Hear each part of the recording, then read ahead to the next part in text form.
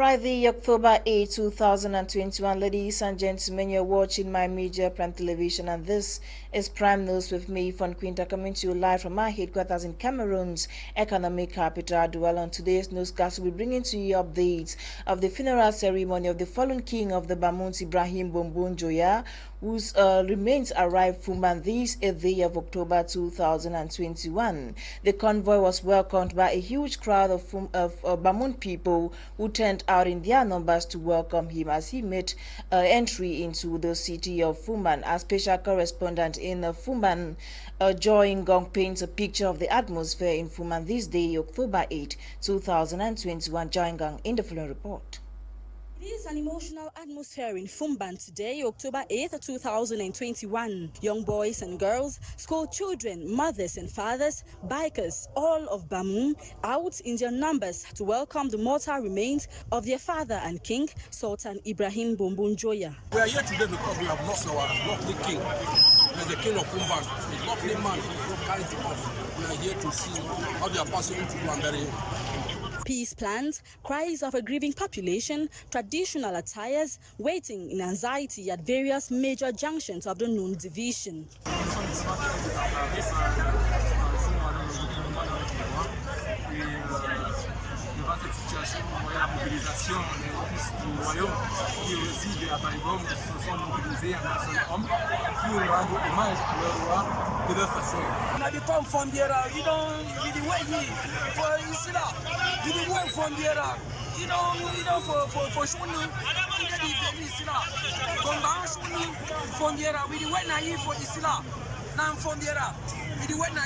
Fumbot, Mbaigom, Kutaba, Fumban all saw huge numbers of subjects, the men with their hats off in respect of the Bamoun culture. Le sultan de Fumban, Sa Majesté Bombon Joya, va arriver dans son royaume dans quelques instants.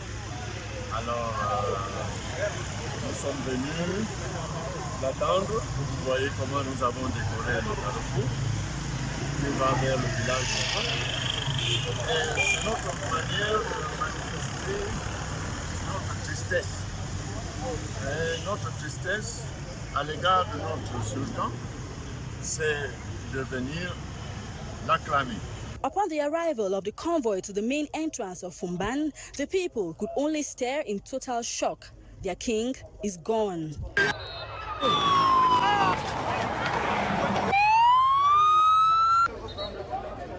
Dear viewers, the corpse of the mortal remains of the late Sultan is already in Fumban. The mortal remains have already been received at the entrance of Fumban. This is the palace, and the corpse is going to be brought directly to the palace where other prayers and vigils are going to be performed, after which the mortal remains are going to be carried to the mosque, the divisional mosque of the Noun people, which is just situated a few meters away from the palace. You can see the reactions of other people. It's really an emotional time. It's really there's so much emotions in the air as the people await the arrival of the late Sultan. Just to remind you that ceremonies continue tomorrow with the official burial and state honors that are going to be presented to the late Sultan tomorrow. Reporting for My Media Prime Television here in Fumban, I am Joy Ngong.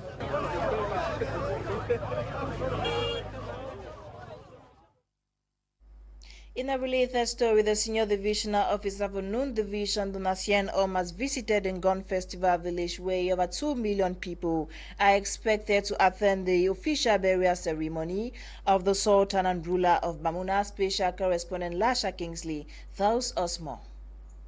The mortal remains of the Sultan of Bamoun has arrived Fumban, and preparations are intensifying against official burial tomorrow. Welcome to the Ngon Festival ground, where the official burial ceremony of the late Sultan of Bamoun, who died on 27th of September 2021 at the American Hospital of Paris. Over 2 million persons or people are expected to attend the funeral, and the funeral, of course, will be presided over by the Prime Minister, Head of Government Chief Dr. Joseph Diangute, who is representing the Head of State, President Paul Biya. Earlier in the day, the local administrative authorities, led by the Senior Divisional Officer for Noun, Donatien visited the ceremonial grandstand to assess the level of works. We started long ago as we heard about the passing away of the king. We made sure that the traditional aspect is the key sector. As far as we believe and we acknowledge that the king himself was the pioneer to build this area, which held many editions on Gwen.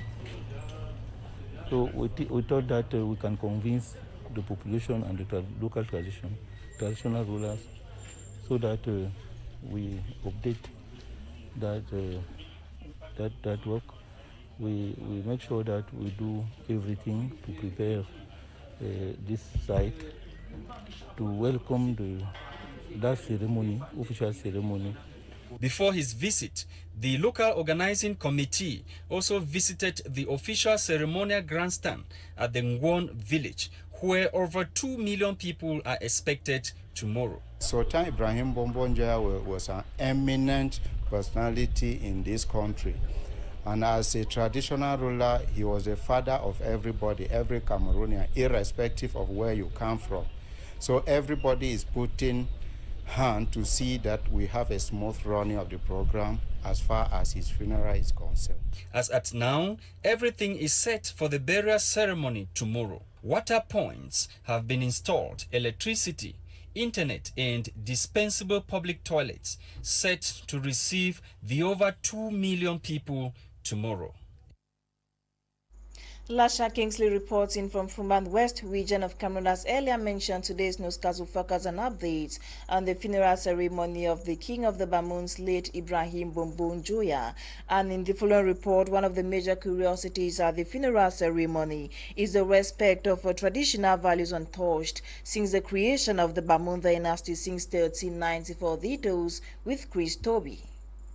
No image better than this one can paint a vivid picture of the deep-rooted respect for traditional rights and values that characterize the Bamoon man, especially in times like these. A palace guard, fondly called Chinda, in his usual position guarding his king, while the monarch, whose eyes and body in a casket wrapped with traditional fabrics, can no longer feel the presence of his guard. But so goes history, so goes tradition. And tradition here equally imposes uncovered head to all men except those dressed in regalia selected to suit notability. Tradition was equally respected this historical day of His Majesty's homecoming, with libations poured at 3 stopovers: Tonga in the Day Division, River Nun symbolizing the gateway into the Nun Kingdom, as well as the traditional way into Fumban town itself, before the convoy finally dropped the casket at the inner part of the palace reserved for some few. Tradition here equally called for all sons and daughters from nooks and crannies to come pay last homage to their fallen hero. That explains why close to 2 million people are awaited here in Fumban to respect the close to 650-year-old tradition of the Bamoon people. Worth noting that the COVID-19 imposed barrier measures have equally been adopted here as tradition.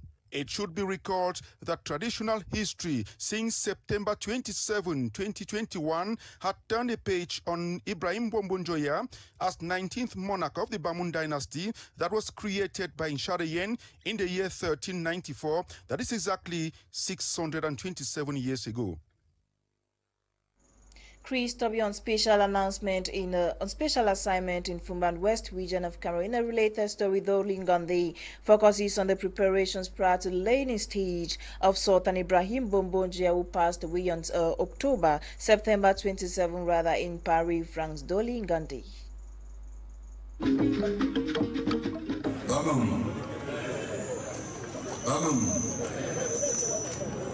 Born on October 27, 1937 in Fumban, was the son of the royal king Njimolu Njoya Seidu and of the queen mother No Lantana. He succeeded his father when he ascended the throne of the Bamoun Kingdom at the age of 55 years old. Before being enthroned, he was, however, a great and committed statesman. He occupied several high positions in government, such as the Minister of Sports, Minister of Territorial Administration, Minister of Information and Culture, Minister Delegate at the Presidency in charge of relations, Cameroonian Ambassador to Equatorial Guinea and Egypt, just to name but these. His love for patriotism and his devotion to serving the Cameroonian people cuts way beyond his kingdom.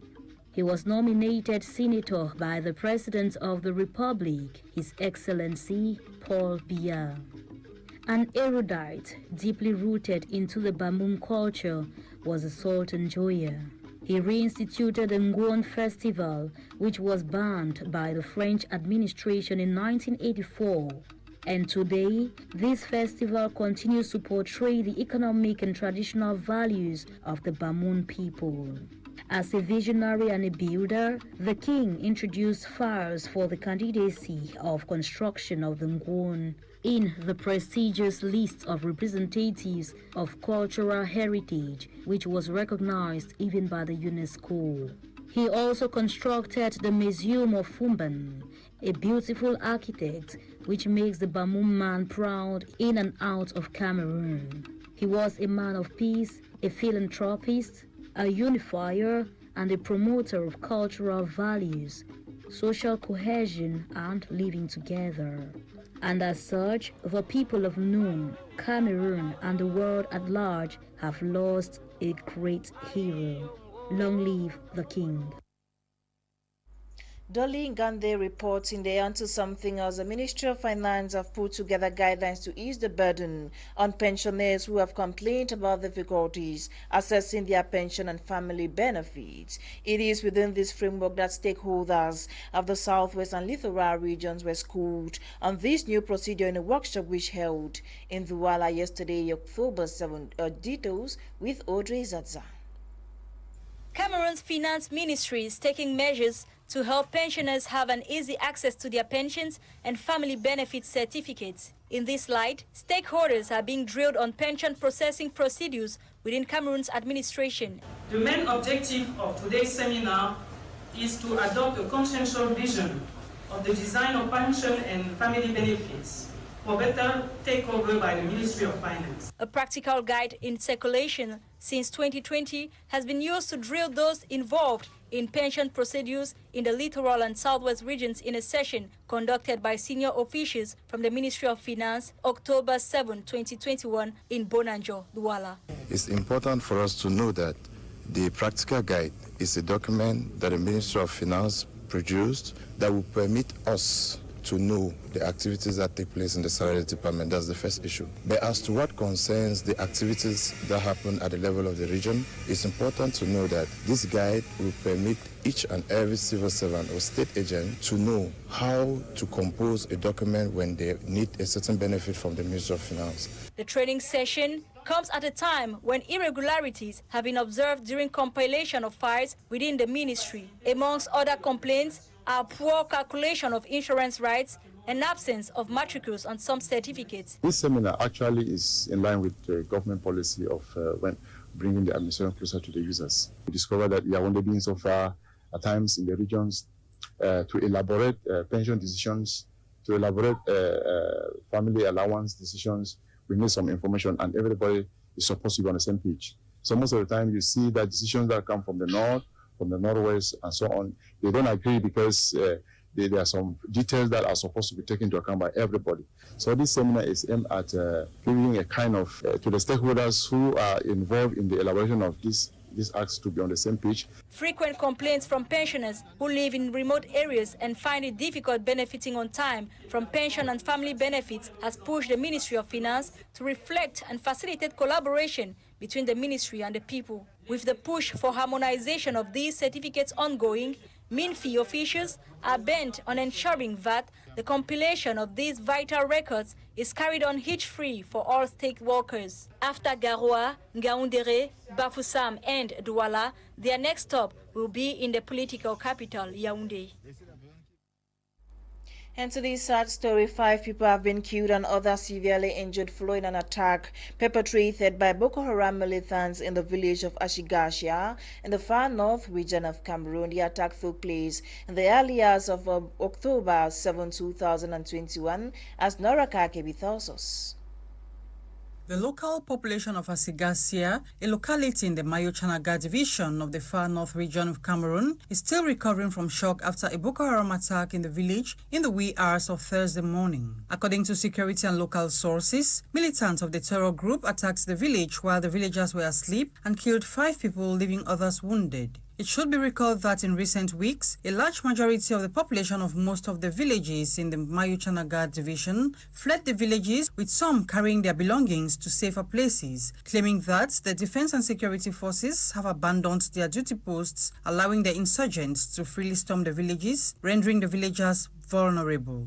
The villagers were not only attacked and killed, but some of their houses were also burnt down to ashes. Farmlands were destroyed, accompanied by heavy looting from shops before the militants withdrew. The upsurge of violent attacks by the Boko Haram terror group in recent times, especially in Cameroon and Nigeria, has been greatly characterized by the killing and abduction of people, destruction of houses, schools, health facilities, churches and farmlands. This has plunged the countries into a chronic state of insecurity. The basics of food, health, shelter, education and protection, which constitutes security to human beings, has primarily been threatened significantly by the Boko Haram insurgency. Over in the southwest region of the Republic of Cameroon, a bid to ameliorate society by changing people's mindset, a book titled The Farmer Disappeared, published by Ayuk Abu, has been launched. The book, consisting of 77 poems that cuts across social issues such as corruption, love, and death, was published yesterday, October 7, in Boya. Details with Clarice Okowe. In this book titled The Farmer Disappeared are hidden facts about the intricacy of society such as corruption, love, and death. Gathered at the Boya Council Hall this Thursday, these are pedagogues, lovers of poetry, and students who have come to witness the launching of this book, as well as buy copies to study back at home. Going by Ayok Agbo, the brilliant author of this book, and who also doubled as the National Inspector of English and Literature, the book, which is made up of 77 poems, has not only explored hidden facts about society, but also provided solutions to them, thus making it a national consumable book for people of all facets of life. It's across life experiences, societal ills, trying to ameliorate the society from the perspective of a writer and critic. He went further to unveil the reason why prominence is given to the poem The Farmer Disappeared, despite the fact that there are several other poems within the book. And The Farmer Disappeared is a tribute, I would say, to my mentor, Matebisa. He is a farmer, a good teacher, who teaches with his mind, who encourages, who challenges the learners to change from the doldrum. Present during this launching, Elime Wislu, the reviewer of the book, commended the author for his genuine intellectual project and the poetic style used. Thematic richness, misery, pain, suffering, war, the themes are just so many. And a thematic reflection on the style of the culture. Talk about the question-answer approach, which is very rare in poetry. The Farmer Disappeared. I discovered that much was it has to do with motivation. Apart from The Farmer Disappeared, other themes in this book includes victory, that brings the elements of power in politics, Boya, this is a beautiful town, which also describe community life, my story is ended, among other poems. Clarissa Kowa reports in there. Ladies and gentlemen, you're watching the 6:30 p.m. edition of News on My Media Prime Television. On our international page, Nigeria security officials say they have rescued about 200 people kidnapped or doing raids on camps. Meanwhile, over 62,000 people in South Sudan have fled their homes as a result of widespread flooding. Details right ahead. Nigerian security forces have rescued nearly 200 kidnapped people during raids on camps of criminal gangs in dense forests in the country's northwest. According to security officials, armed criminal gangs known locally as bandits have plagued northwest and central Nigeria for years, raiding, looting villages and abducting for ransom. The rescued victims, 187 men, women and children, were freed in Zamfara state, where they had been kidnapped in separate bandit attacks. The abducted victims, who spent many weeks in captivity, were unconditionally rescued following extensive search and rescue operations that lasted for hours. According to Zamfara State Police spokesman Mohammed Shehu, the rescue was part of a week-long broader military operation in Zamfara and other northwestern states that has included telecoms blackout to disrupt bandit communication. And in South Sudan, at least 623,000 people have been affected by widespread flooding since May, with many forced to flee their homes. Rivers broke their banks following heavy rains, deluging houses and farms in 8 of the country's 10 states, as per information from the United Nations Office for the Coordination of Humanitarian Affairs. Jonglai and Unity states are said to be the worst hit, representing 58% of those affected, with schools, health facilities and water sources said to be inundated, hindering people's access to basic services. Aid workers are, however, using canoes and boats to reach stranded population, with more than 2/3 of the affected areas now facing the risk of hunger as food prices shoot up, recording a 15% jump since August. In some parts of the country, violence between rival communities has forced tens of thousands of people to leave their homes, while also complicating emergency workers' effort to help feed battered communities. This report concludes today's edition of Prime News on My Media Prime Television. My name is FON QUINTER. Primer comes up at exactly 7 p.m. with Kumledal and his team from Tex Global. Stay tuned to more programs on the African Eye and have a great weekend. Goodbye.